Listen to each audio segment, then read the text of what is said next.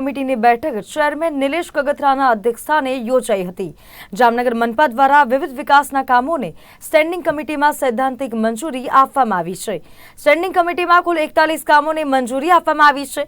જામનગરના ઠેવા bypass junction ઉપર flyover બ્રિજનું કામ તેમજ સમર્પણ સર્કલ જંકશન ઉપર ફ્લાયઓવર બ્રિજનું કામ સાથે જ વિશાલ હોટલ પાસે સ્પોર્ટ્સ કોમ્પ્લેક્સ, નગર પ્રાથમિક શિક્ષણ સમિતિ હસ્તકની શાળાઓમાં આધુનિક લાઇબ્રેરી સહિત સ્ટેન્ડિંગ કમિટીમાં કુલ 122 કરોડ 59 લાખના કામોને મંજૂરી આપવામાં આવી છે।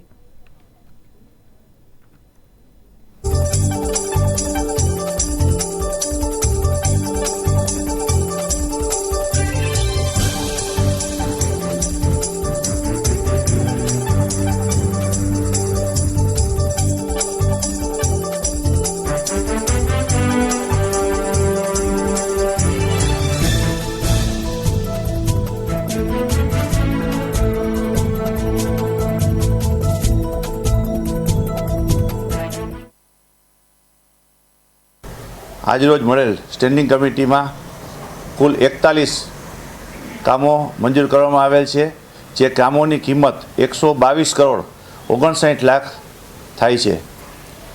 આ મળેલ સ્ટેન્ડિંગ કમિટીમાં ઠેબા બાયપાસ જંકશન ઉપર જે ફ્લાયઓવર આપણે આ બજેટની અંદર જોગવાઈ કરેલ હતી, સમર્પણ સર્કલ ઉપર ફ્લાયઓવર બ્રિજ બનાવવાની જે જોગવાઈ કરેલ હતી તે બંને બ્રિજના કામનો આમાં સૈદ્ધાંતિક સ્વીકાર કરવામાં આવેલ છે।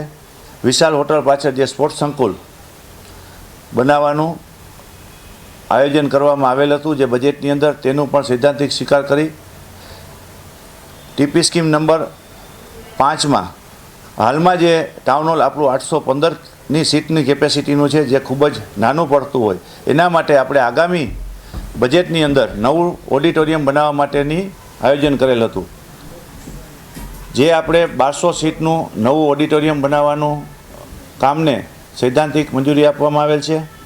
તે ઉપરાંત નગર પ્રાથમિક શિક્ષણ સમિતિની હસ્તકની શાળામાં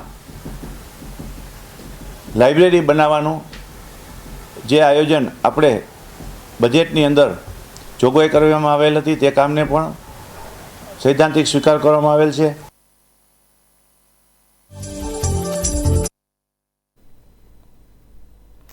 સુરેન્દ્રનગરના થાનના વેલાળાની સીમમાં ખાણ ખનીજ વિભાગની ટીમ દ્વારા કાર્યવાહી કરવામાં આવી હતી। ખાણ ખનીજ વિભાગની